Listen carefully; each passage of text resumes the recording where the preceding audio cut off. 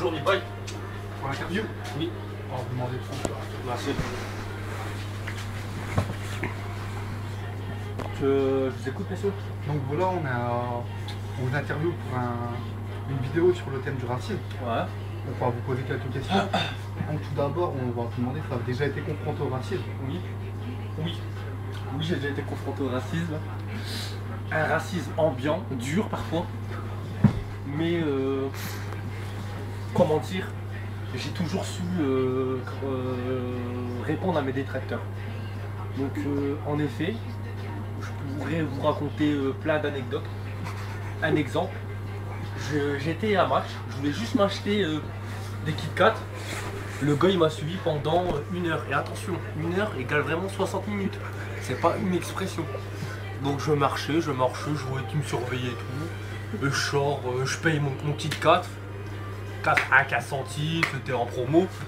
Et hop, le gars il vient, il me dit monsieur, je vais vous fouiller. Moi je fais du droit. Je connais la loi. Il a le droit. Si j'accepte. Et j'ai accepté. Donc il m'a fouillé. Hop. J'avais rien. Qu'est-ce que j'ai dit?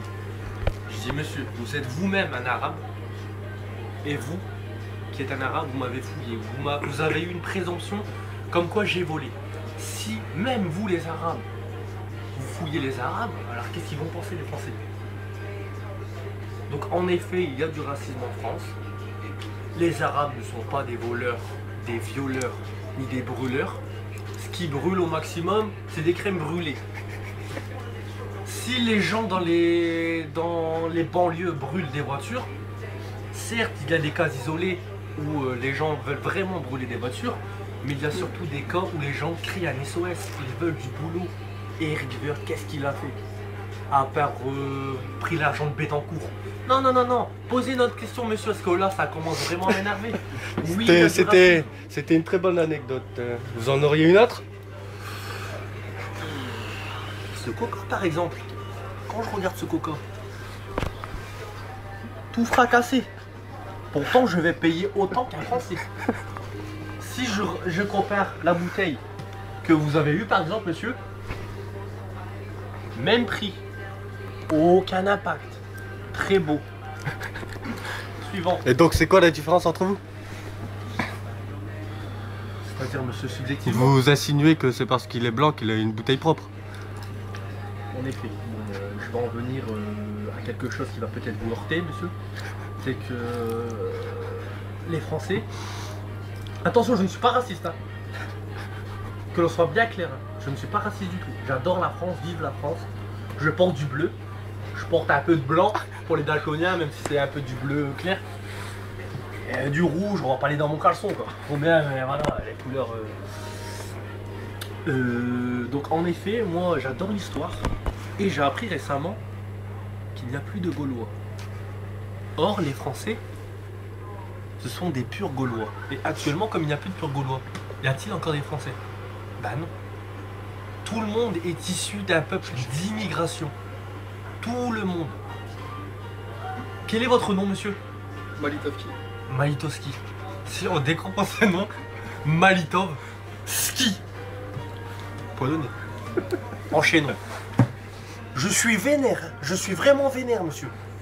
Justement, tout à l'heure, vous parliez des clichés. Ouais. Comme ce vigile de supermarché qui vous a fouillé parce que vous étiez d'origine maghrébine. Ouais. Vous les comprenez, ces clichés? Et pour vous, ils viennent d'où? Ils sont véhiculés par les médias ou... Donc là, vous m'aidez dans la question. En effet, quand on regarde les médias, on allume le 20h, hop, on veut souper en famille. Ce que l'on voit, c'est des talibans, des salafistes qui sont en train de heurter des femmes. On voit aussi des burqas. Pourquoi?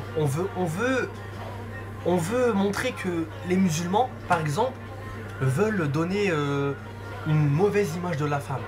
Or, si on compare les femmes en France, attention, pas toutes, je le répète, les femmes de Secret Story, par exemple, pour reprendre un propos d'une femme qui était venue à une émission de la rue, il est plus choquant de voir une femme nue à la télévision qu'une femme en burqa. Où est la dignité? D'être tout habillé ou d'être nu? Rhétorique à laquelle vous n'allez pas répondre, car on connaît déjà la réponse. Et justement, vous parlez de la burqa, de l'islam. Vous pensez pas que les gens font un amalgame entre les musulmans et les personnes d'origine maghrébine? Parce que les gens ont plutôt peur de la religion. En effet, on appelle cela l'islamophobie. Donc les gens ont peur. En fait, arabes et musulmans ne veulent pas du tout dire la même chose. Excusez-moi, j'en perds mon latin. Pourquoi? Parce que je suis un arabe. Si quelqu'un bégaye, par exemple, je vais rester sur cette fac-là. Si un arabe bégaye, lui c'est un étranger. Vous allez bégayer, monsieur? Vous allez être étranger ou vous allez juste être en manque de vocabulaire? Je confirme, c'est bon. Manque de vocabulaire. Merci. B-Boy. Merci pour cette interview. Album dans les Direct bacs. du Love Lance, Album dans les bacs. 18 janvier 2011. À suivre.